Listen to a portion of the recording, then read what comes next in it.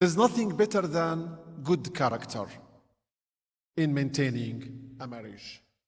And good character, حسن الخلق, covers every point, every corner of our behavior and our ethics.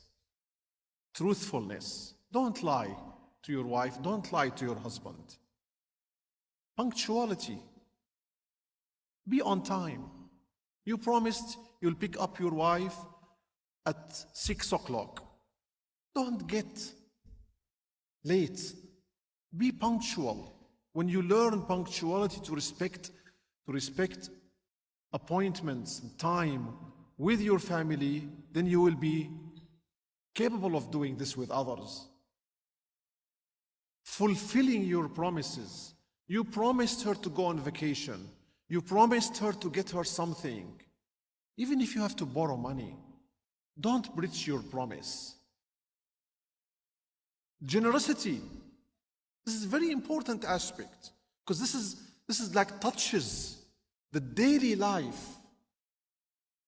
And since the task of providing is on the shoulders of the husband, then the husband is responsible for being generous.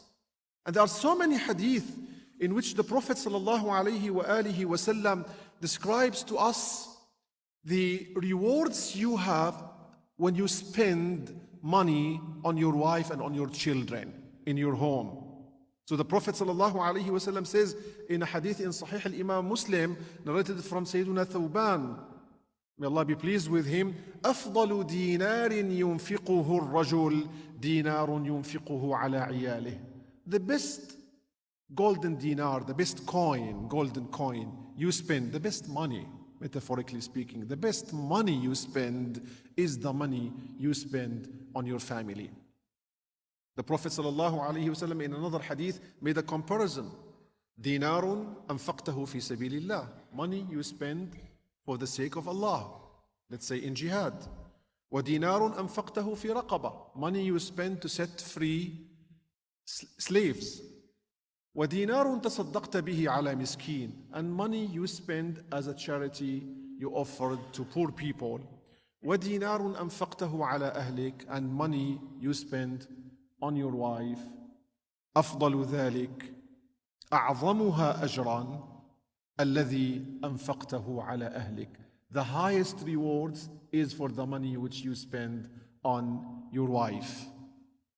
Not the money you spent on jihad, not the money you spend on setting free slaves, not the money you spend on poor people. The best money, the highest rewards is for the money you spend on your wife, on your family.